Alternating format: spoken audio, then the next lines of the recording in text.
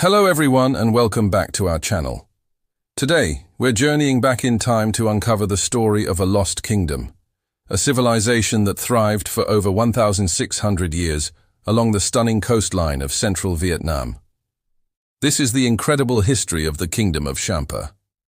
Imagine a land of magnificent brick towers reaching for the sky, a bustling maritime trading hub, and a culture rich with art, religion, and powerful kings.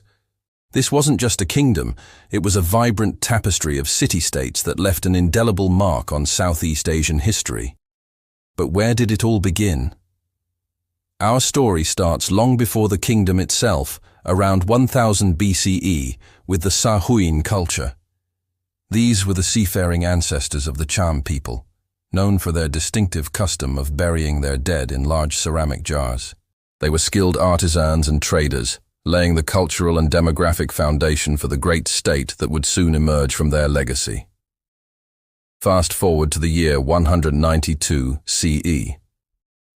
The mighty Han dynasty of China controlled the region, but its power was waning. In a district known as Tong Lam, a local leader named Ku Lien rose up, threw off Chinese rule, and declared independence. He established a new state, known to the Chinese as Linyi. This was the dawn of Champa. The early Linyi kingdom, with its capital first near modern-day Hue and later at Simhapura in Quang Nam, was ambitious. Its kings were constantly pushing their borders northward, leading to frequent clashes with the Chinese dynasties. More importantly, this period saw the deep embrace of Indian civilization. Hinduism, particularly the worship of the god Shiva, became a cornerstone of their society. They adapted the Sanskrit script to create their own written language, carving their history and beliefs into stone. Around the mid-8th century, the old Linyi kingdom fragmented. The political center of gravity shifted south to the Panduranga region near modern Phan Rang. This era, known as the Hoang Wang period, saw Champa structured more like a collection of powerful city-states, each with its own influence, rather than a single, unified empire. It was a time of transition, setting the stage for the kingdom's most brilliant and most turbulent chapter. In 875, a new dynasty emerged, establishing its capital at Indrapura, in what is now Quang Nam province. This marked the beginning of Champa's golden age. The Indrapura dynasty was unique for its strong patronage of Mahayana Buddhism.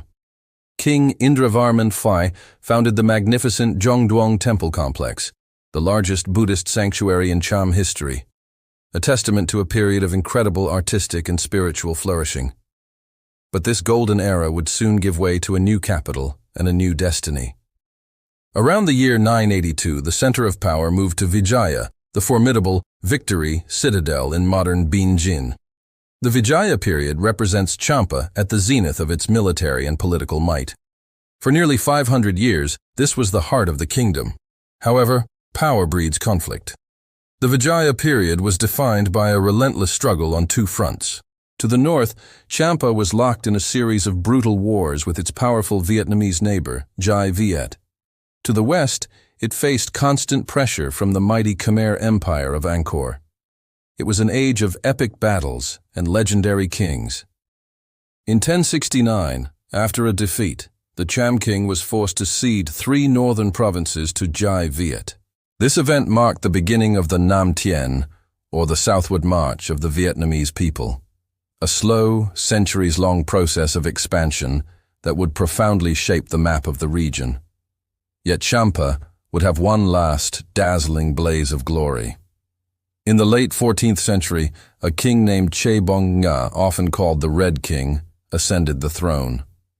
A brilliant and fearsome military strategist, he turned the tide against Dai Viet, leading his armies north and sacking their capital, Thăng Long, modern-day Hanoi, not once, but multiple times.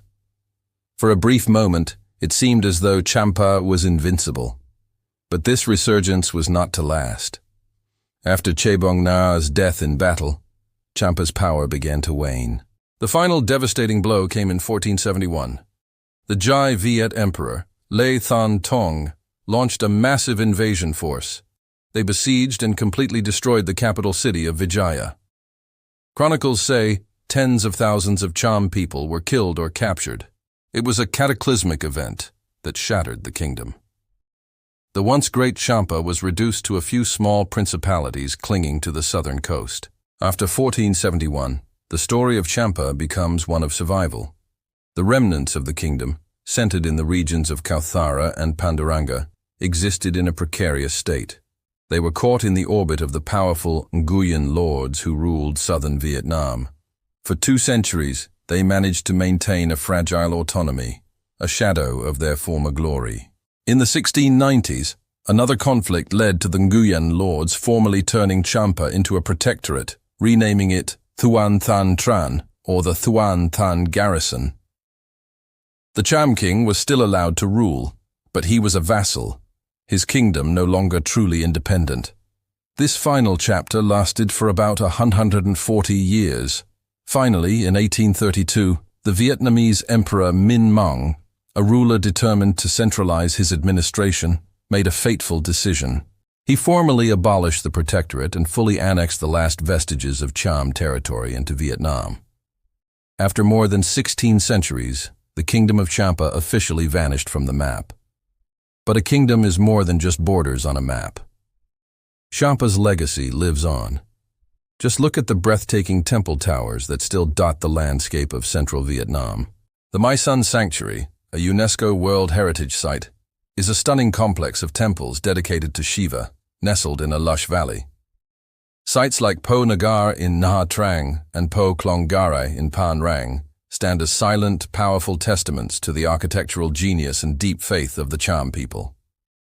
Their unique culture, a beautiful fusion of indigenous roots and Indian influences, their intricate sculptures, their lost script, and their powerful stories, continue to fascinate us.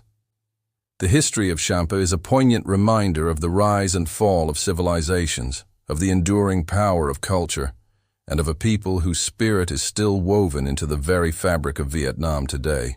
Thank you so much for joining me on this journey through the history of Champa. If you found this story as fascinating as I do, please hit that like button and subscribe for more deep dives into the forgotten corners of history. We'd love to hear your thoughts in the comments below. See you next time.